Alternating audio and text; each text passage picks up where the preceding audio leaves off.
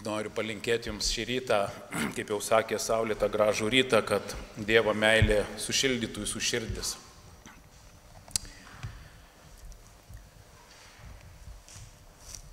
Ir ta Dievo meilė, kurią mes atrandame Dievo Evangelijoje. Žodis Evangelija šiandien nėra populiarus žodis visuomenėje. Galbūt jis prieš 1000 metų ir buvo įprastas kasdieninis žodis žmonių kalboje, bet šiandien daugumai žmonių jis asocijuosi su fanatizmu ir veikia atstumiančiai. Dėl to netgi daugelis krikščionių gėdėsi šio žodžio, gėdėsi ištarti savo draugų, kolegų akivaizdoje, nes nenori pasirodyti per daug religingi ar pamaldus. Tačiau stebina tai, kad nors daugelis ir gėdėsi šio žodžio, gėdėsi ištarti į savo lūpomis tą brangų, svarbų žodį Evangeliją, tačiau kryžiaus simbolį, kuris yra Evangelijos širdis, jeigu taip galima įsireikšti, galima pamatyti vos net kiekvieno kampo. Jo atvaizdą žmonės dažnai naudoja ne tik kaip religinį reliktą, bet ir kaip dekoraciją. Vieni išdroštus iš medžio arba iš metalo išlietus kryžius kabina ant savo namo sienų. Kiti atsispausdina jo atvaizdą ant lipdukų ir klijuoja jį ant savo telefonų, kompiuterių, užrašų knygelių ar netgi automobilių. Dar kiti pasikabina jį ant grandinėlės ir nešioja ant kaklo ir būtinai prasisega apykaklę, kad kiti matytų. Yra ir tokių, kurie kryžiaus simbolį tatuiruojasi ant savo kūnų.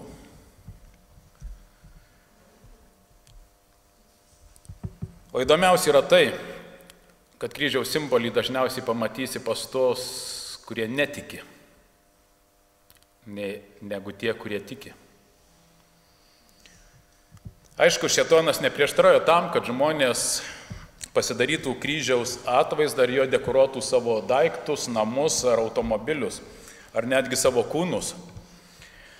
Svarbiausia, kad jie nepradėtų gilintis į kryžiaus prasmę ir reikšmę. Ir iki kol jie taip daro, šėtonas yra ramus ir laimingas. Bet jis pradeda niršti, kai pamato, kad žmogus pradeda suvokti, kad kryžius yra ne tik aukščiausia Dievo meilės apraiška, bet ir tai vieta, kur buvo nugalėtas pats šėtonas. Žinote, mąstant apie visą tai, jeigu aš būčiau šėtono vietoje, aš taip pat siekčiau padaryti viską, kad tiesa apie kryžių liktų amžiams paslėpta nuo žmonių akių. Deja, istorija ir rašto pranašystės atskleidžia, kad jam kurį laiką, maždaug apie 1260 metų, pavyko tai padaryti ir paslėpti nuo žmonių akių tikrąją tiesą apie kryžių. Dėl to didžioji krikščionybės dalis prarado savo šventinančią galią šiame pasaulyje. Tačiau nežiūrint to, koks galingas šėtonas bebūtų, kiek jis benirštų ir kiek bebandytų paslėpti šią tiesą, aš turiu jums gerą žinią. Iki tol, kol mes savo rankose galim laikyti šventąjį raštą ir skaityti jame apie Dievo meilės Evangeliją, šėtonas yra bejėgis paslėpti nuo mūsų akių tikrąją tiesą apie kryžių.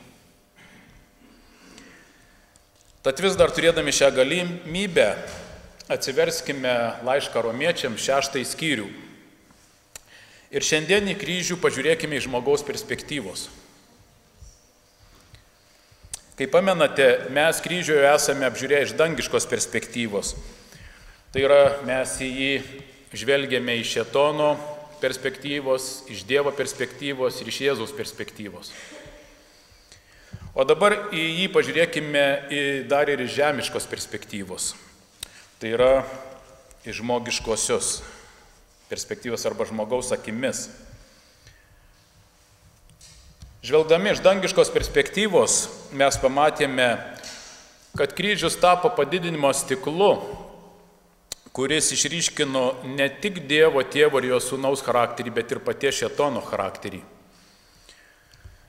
Dėka kryžiaus mes galime pamatyti, kad Dievas taip myli visą savo kūrinyje, kad dėl jos gerovės jis yra pasiruošęs mirti.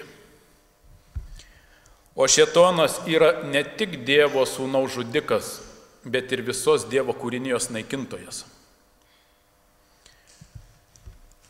Kryžius labai ryškiai nušvietė, kokio masto yra Dievo meilė visai kūrinijai ir ypatingai puolusiam žmogui. Ir taip pat nušvietė, kokio masto yra Šėtono neapykanta ir įniršis prieš Dievą ir jo Sūnų. Žvelgiant į šią nuostabę Dievo meilę, kurią mes pamatėme geriausiai išreikštą ant kryžiaus, arba kuri buvo atskleista ant kryžiaus, apima jausmas, tarsi giedrą naktį žiūrėtum į visatos platybės. Dievo meilė, kaip ir visa visata, neturi nei pradžios, nei pabaigos.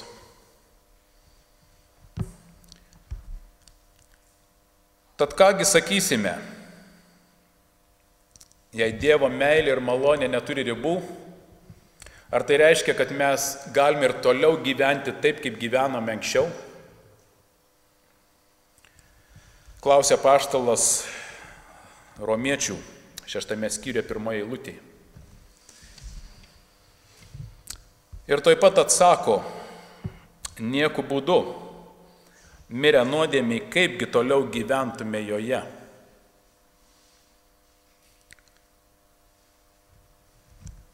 Taip negali būti. Šis apaštalo Pauliaus teiginys iškelia 2 labai svarbius klausimus. Pirmas, kada ir kaip žmogus miršta nuodėmiai? O antras klausimas, ar miręs žmogus nuodėmiai daugiau niekada nebenusideda? Pradėkime nuo antro klausimo, nes atsakymas į jį yra trumpas. Apaštalas Paulius nesako, kad žmogus miręs nuodėmiai daugiau niekada nenusideda. Jis sako, kad miręs nuodėmiai žmogus nebegyvena nuodėmėje.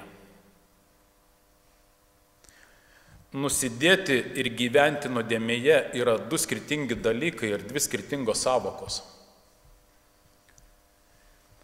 Dievo vaikai, mylintys Dievą ir nekenčiantys nuodėmės, įprastai renkasi tokią moralinę aplinką, kurioje nėra sąmoningai puoselėjamos ir daromos nuodėmės, nes jie Dievo akivaizdoje nori išlikti tyri ir dori, ne tik savo elgesyje ir žodžiuose, bet ir savo mintyse. Tačiau nežiūrint to, dėl paveldėtos nuodėmingos prigimties ir kūno silpnumo, jie vis tiek kartas nuo karto nusideda. Ir tai bus iki Jėzaus atėjimo. Tai tiek trumpai apie gyvenimą nuodėmėje, o dabar pažiūrėkime, kada ir kaip miršta žmogus nuodėmėje. Ir paskaitykime 3 eilutę. Argi nežinote, jog mes visi pakrikštytieji Kristuje Jėzuje esame pakrikštyti jo mirtyje? Tikslesnis pažodinis vertimas skambėtų taip šios eilutės. Ar jūs esate neišmanėliai? Argi nežinote, kad mes visi panardinti Jėzų Kristų esame panardinti jo mirtyje? Kitaip tariant, apaštalas Paulius klausė, ar jūs pripažįstate tą tiesą, apie kurią aš kalbu, ar gali būti taip, kad jūs nesuprantate, apie ką yra krikštas ir ką jis apima savyje? Daugelis nominalių krikščionių savo patirties su Dievu pradžią dažniausiai sieja su krikštu, su krikšto apeiga. Tačiau tikri tikintieji savo patirtį su Dievu, arba tiksliau savo patirties su Dievu pradžią sieja ne su krikštu, bet gerokai dar su laikmečiu gerokai iki krikšto. Kodėl? Todėl, kad santykiai ir sąjunga su Kristumi neprasideda krikšto dieną. Jie neprasideda per krikšto ceremoniją. Kaip kad ir vyro ir moters santykiai neprasideda per vestuvės. Pirmiausia, vyras ir moteris susipažįsta, po to draugauja kurį laiką ir kai pamilsta vienas kitą, tik tuomet tuokiasi. Taip pat yra ir su Jėzumi. Pirmiausia, žmogus susitinka su juo, po to artimai susipažįsta ir jeigu jį pamilsta, tik tada krikštijasi jo vardu. Taigi, krikštas tam tikra prasme yra tarsi sužadėtuvė su Kristumi. Ir jeigu pamenat, apie tai rašė apaštalas Paulius antrame laiške Korintiečiams 11 skyriuje, antroje eilutėje. Ir jis sako taip. Aš pavyduliauju dėl jūsų Dievo pavydų. Mat aš jūs sužiedavau su vienu vyru, su Kristumi, ir turiu pas jį nuvesti jūs kaip skaisčią mergelę.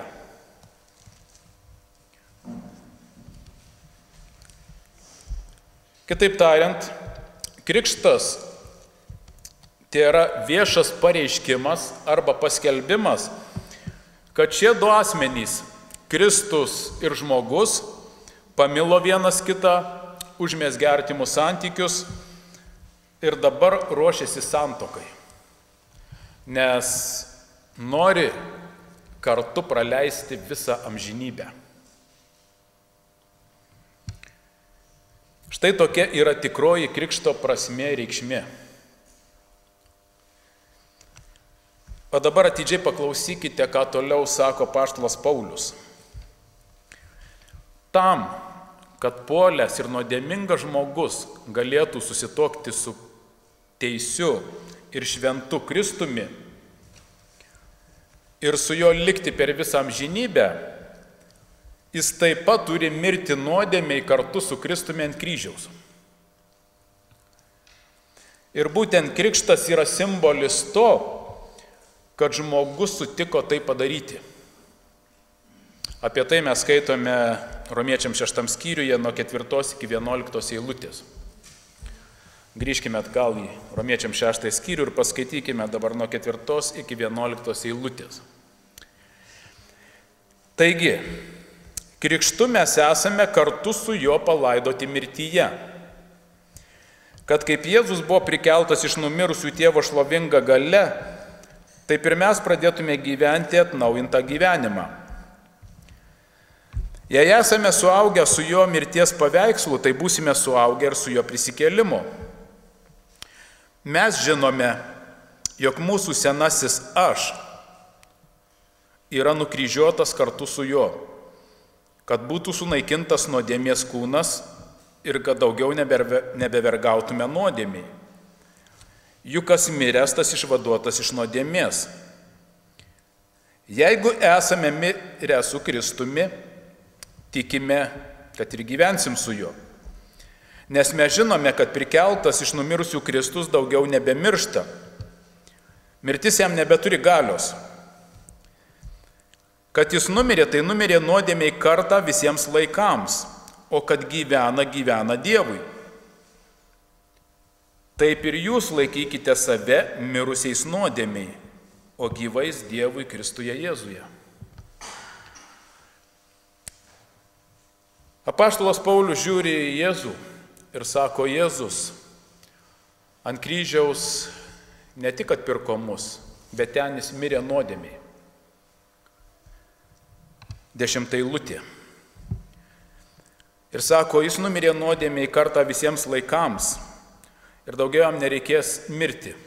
Todėl mums nereikia baimintis, kad norėdami gyventi su Kristumi kažkada vėl jį prarasime ir teks su juo išsiskirti, kaip kad teko apaštalams. Buvo kartu, vaikščiojo 3 metus ir staiga Jėzus prabilo apie tai, kad jis turėjo juos palikti. Apaštalas sako, daugiau niekada to nebepasikartos, daugiau niekada Jėzui nereikės palikti savo mokinių. Bet kadangi Jėzus mirė nuodėmiai, apaštalas 11 eilutėje sako, ir jūs turite mirti nuodėmiai. Laikyti save mirusius nuodėmiai, o gyvais Dievui Kristuje Jėzuje. Pabandykime padaryti trumpą šios ištraukos apžvalgą, kurią ką tik perskaitėme. Jėzus atsisakė savo dieviškumo, mirė ant kryžiaus dėl mūsų. Tačiau tėvo šlovinga galia buvo prikeltas, kad vėl galėtų būti su savo tėvu ir kad galėtų matyti visus savo atpirktuosius. Sekant Jėzaus pavyzdžiu, apaštalas sako, kad žmogus atsisakė savo ego,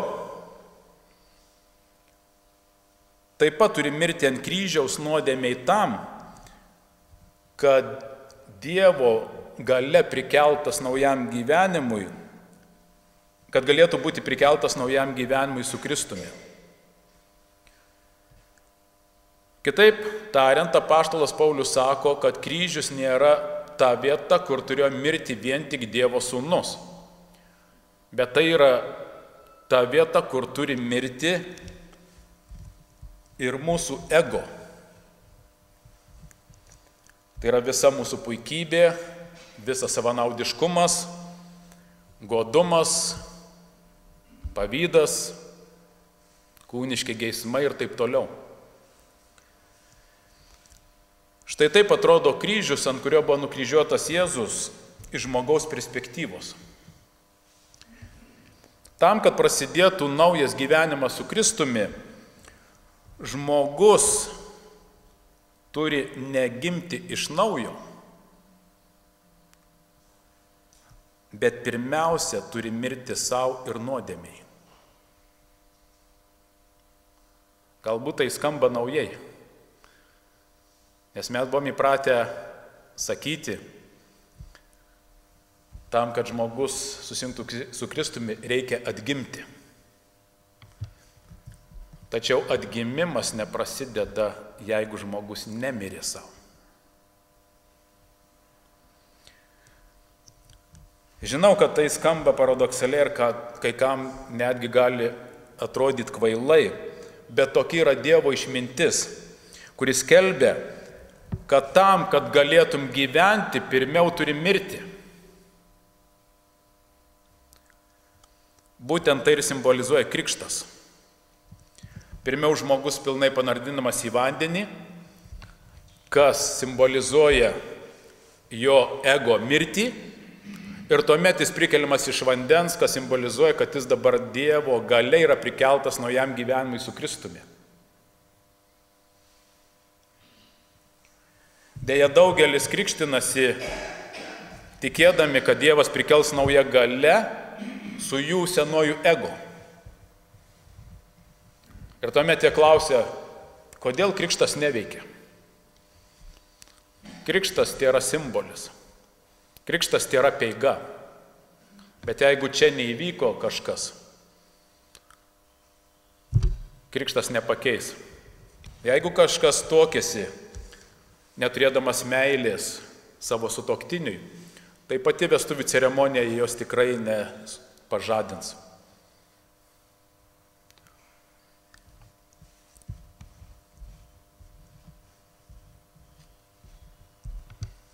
Paskaitykime toliau, Romiečiams 6 skyrius, nuo 12 iki 14 eilutės. Apaštalas toliau pratęsė šią mintį ir prideda dar vieną labai svarbią detalę. Taigi, tegu nebeviešpatauja jūsų mirtingame kūne nuodėmė, kad vėl nepasiduotumėte kūno geismams. Ir neduokite nuodėmei savo kūno narių kaip nedorybės ginklų. Labai įdomiai reiškia, kad nuodėmė prieš Dievą kovoja pasitelkdama mūsų kūno narius ir jie tampa tuomet ginklais prieš Dievą. Ir sako, nedarykit to, neduokit nuodėmei savo kūno naudot kaip ginklo prieš Dievą, bet paveskite save Dievui kaip iš mirusių atgyjusius ir savo narius kaip teisumo ginklus. Naudokit dabar savo kūną ne prieš Dievą kovoti ir maištauti, o kovoti prieš šėtoną ir prieš blogį. Taigi jumyse nebeviešpataus nuodėmė, nes jūs neįstatymo,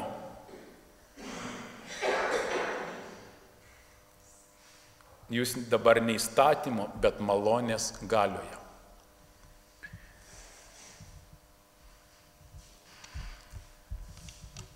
Mirę nuodėmiai kartu su Kristumi ant kryžiaus, jūs esate nebe įstatymo, bet malonės galioje. Tai populiariausia visų evangelinių bažnyčių frazė, kurią jie nuolat kartoja, kai su jais pradedi kalbėti apie šabą. Bet ką iš tikrųjų reiškia būti malonės galioje, o ne įstatymu? Paskaitykime Romiečiams 7 skyrių 1 eilutę. Argi nežinote, broliai, aš kalbu išmanantiems įstatymą, jog įstatymas galioja žmogui, kol jis gyvas. Čia vėl, jeigu verstume pažodžiui, šis tekstas skambėtų taip. Ar jūs vis dar esate neišmanėliai, broliai? Ar jūs pripažįstate tai, kad mirtis nuodėmei reiškia ir tai, kad mes daugiau nebesame įstatymo valdžioje, kuris reikalauja pasmerkti ir nubausti mus amžinai mirčiai? Ir čia apaštalas nekalba apie kažkokį tai konkretų įstatymą, kurį galėtų suprasti vien tik žydai. Bet bendrai sako, kad bet koks įstatymas, ar tai būtų Dievo įstatymas, ar žmogaus įstatymas, jis galioja iki tol, kol žmogus yra gyvas. Nes mirusio žmogaus įstatymas negali nei teisti, nei kaltinti, nei nubausti. Logiška, ar ne? Jeigu žmogus nemokėjo mokesčių valstybei ir staiga mirė, jo jau nei nubausi, nei surinksi šio mokesčių. Jeigu girtas vairuotojas vairavo automobilį ir padarė avariją, kurioje žuvo kitame automobilyje buvę keleiviai ir kurioje žuvo jis pats, tai taip pat jo jau nei nuteisi, nei nubausi. Įstatymas galioja tik žmogui esant gyvam. Apie tai ir Paulius kalba. Taigi jis sako, kaip mes tai galime panaudoti savo dvasiniam gyvenimui? Kaip mes galime panaudoti šitą realybę santykėje su Kristumi? Pamenate, aš esu anksčiau kalbėjęs ir sakęs, kad Dievas davė įstatymą tam, kad mes pamatytume, kokia yra baisi nuodėmė, kuri gyvena mumyse. Ir įstatymo darbas yra teisti, kaltinti ir bausti. Ir parodyti tikrąją žmogaus būseną Dievo akivaizdoje. Ir tam, kad visą tai lengviau būtų suprasti, apaštalas Paulius personifikuoja nuodėmę ir įstatymą. Tai reiškia, jis kalba apie juos, tarsi jie būtų asmenys, gyvi asmenys esantys šalia mūsų. Ir žmogaus santykį su jais pateikia per vyro ir moters santuokos pavyzdį. Ir apie tai mes skaitome nuo 2 iki 4 eilutės. Sako, paimkime pavyzdį, santuoką. Pavyzdžiui, ištekėjusi moteris įstatymo susietas su vyru, kol jis gyvas. Na, čia jisai paima pavyzdį, čia tas pats galima būtų pasakyti, kad vedęs vyras susietas su moterimi, kol jį gyva. Bet šiuo atveju jis kalba iš moters pozicijos. Neturi reikšmės ar iš vyro, ar iš moters. Principas tas pats. Ir sako, jei vyras miršta, tuomet ji tampa laisva nuo įstatymo siejusio ją su vyru. Bet jeigu vyras yra gyvas ir ji priklausys kitam, tada, sako, ji vadinsi svetimautoja. Bet jei vyras miršta, ji tampa laisva nuo įstatymo ir tuomet ištekėdama už kito, priklausydama kitam, nebėra svetimautoja. Tarsi viskas aišku ir paprasta, ar ne? Ir dabar 4 eilutė. Šitaip, mano broliai, ir jūs esate per Kristaus kūną mirę įstatymui, kad priklausytumėte kitam, prikeltam iš numirusių ir kad mes visi duotume vaisių Dievui.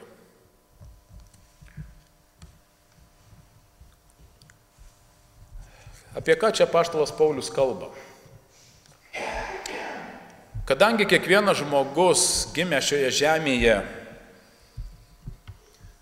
anot apaštalo, yra susitokęs su nuodėme, dėl to įstatymas iškart tokį žmogų pasmerkė mirčiai. Žmogus gimė ir jis iškart įstatymu yra pasmerktas, nes jis jau gimė su nuodėme. Tačiau, kai žmogus dėl Jėzaus meilės pasirenka mirti nuodėmei tam, kad galėtų susituokti su Kristumi, tuomet įstatymas laiko jį mirusiu ir daugiau nebegali tokio žmogaus nei teisti, nei kaltinti, nei reikalauti jam bausmės. Ir priešingai, jeigu žmogus nemirė nuodėmei, reiškia, jis nemirė ir įstatymui. O tai reiškia, kad įstatymas jį gali teisti ir pasmerkti amžinai mirčiai. Taigi, žmogau, rinkis. Arba mirs tavo ego, arba mirsi tu pats. Bet kažkas mirti turės. Ir apie tai mes skaitome 5 ir 6 eilutėje. Kol dar gyvenome kūniškai, mūsų sanariuose, jeigu apaštalas Paulius gyventų šiandien, turbūt būtų parašęs mūsų ląstelėse, veikė įstatymo pažadintos nuodėmingos aistros ir mes davėme vaisių mirčiai. O dabar numirę tam, kuris mus laikė surištus, esame išvaduoti nuo įstatymo, kad tarnautume laikydami dvasios naujumo, o ne raidės senumo. Kaip matome, apaštalo Pauliaus supratimu, nors tai ir atrodo gan keistai, mirti nuodėmiai yra tolygų mirti įstatymui. Arba atvirkščiai, gyventi nuodėmėje tolygų būti įstatymo valdžioje.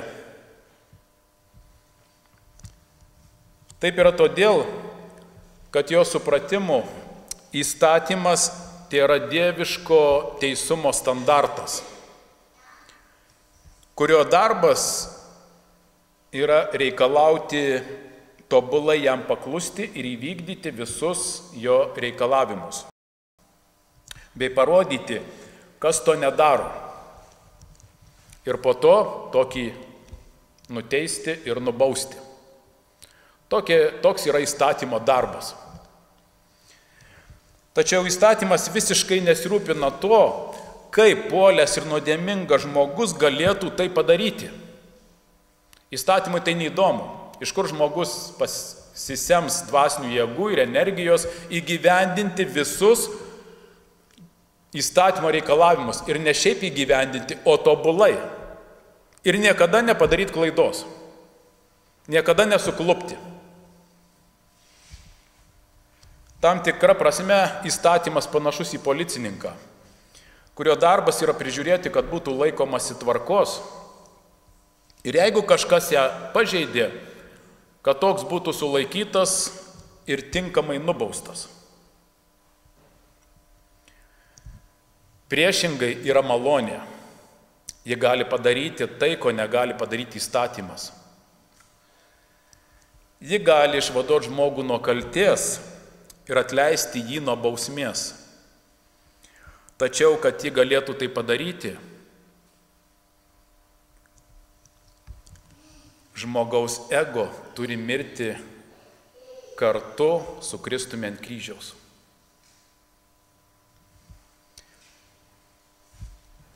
Apie šią asmeniškai tokią išgyventą patirtį apaštalas rašo Galatams laiške 2 skyriuje 19 eilutėje. Ir sako, tai nėra teorija. Aš tai išgyvenau, aš tai pats patyriau ir apie tai rašau. Galatams 2:19. Aš įstatymu numiriau įstatymui. Tai yra, jisai sako, dėka įstatymo aš supratau, kad aš turiu mirti nuodėmei, kad galėčiau gyventi su Kristumi. Tas pats įstatymas, kuris mane kaltina, dėka jo aš numiriau jam. Ir kai aš numiriau įstatymui, arba tolygu aš numiriau nuodėmei, nes aš norėjau gyventi su Dievu. Bet kaip tai įvyko, sako, todėl, kad aš esu nukryžiuotas kartu su Kristumi.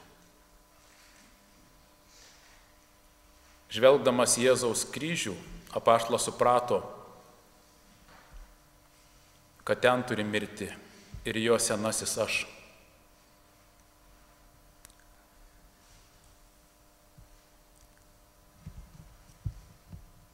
Ir tuomet toliau sako, aš gyvenu, tačiau nebe aš, o gyvena manyje Kristus. Kai mirė mano ego, ten pasidarė vietos Kristui.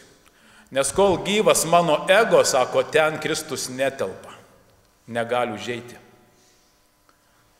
Jie kartu negali būti. Arba vienas, arba kitas.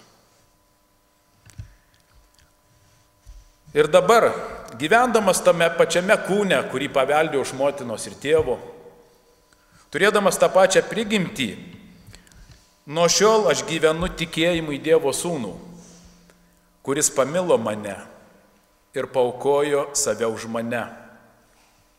Ir kai aš tai žinau, man nesunku buvo nukryžiuoti savo aš. Ir aš netmetu Dievo malonės, nesupratau, kad jei teisumas įgyjimas įstatymu, tai Kristus numirė veltui.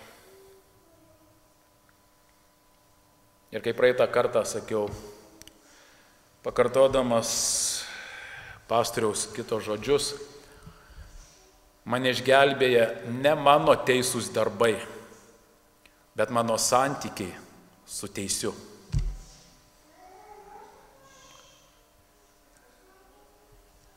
Taigi, žvelgdami į kryžių iš skirtingų perspektyvų, mes galime pamatyti, kad kryžius Golgotos kalne ne tik nulėmė šėtono bei žmonijos likimą, bet turėjo didžiulį poveikį ir paties Dievo ir jo sūnaus egzistencijai. Šis kryžius taipogi padėjo mums pamatyti ir suprasti, kas yra šėtono širdyje nuo jo maišto pradžios prieš Dievą. Mes taip pat per šį kryžių galėjome pamatyti, koks pavojingas yra nuodėmės virusas, kurio užsikrėtė Adomas ir Ieva ir kurį perdavė visiems savo palikonims. Per šį kryžių mes galėjome pamatyti, koks yra Dievo netmieštas pyktis ir įniršis prieš nuodėmę. Ir koks yra jo meilės plotis, ilgis, aukštis ir gylis nuodėmingai žmonijai. Per šį kryžių mes taip pat galėjome pamatyti, kokio masto buvo Jėzaus atskyrimo nuo Dievo kančia, kuri prilygo antrajai mirčiai ugnies ežere ir kurią jis sutiko patirti dėl žmonijos gerovės ir atpirkimo. Ir galiausiai šis kryžius padėjo mums pamatyti, kaip mes galime pabėgti nuo įstatymo prakeikimo ir amžinosios mirties. Šią Golgotos kryžiaus apžvalgą noriu užbaigti apaštalo Pauliaus žodžiais, kurie užrašyti antrame laiške Timotiejui, antrame skyriuje. Antras laiškas Timotiejui, antras skyrius nuo 11 iki 13 eilutės. Štai tikras žodis. Jei mes su juo numirėme, su juo ir gyvensime. Jei ištversime iki galo, su juo ir karaliausime. Jeigu mes jo įsižadėsime, ir jis turės mūsų įsižadėti. Bet jeigu ir tapsime neištikimi, tai jis lieka ištikimas, nes savęs jis negali įsiginti. Telydi jūs Dievo malonė ir meilė, kuri yra Evangelijos širdis. Amen.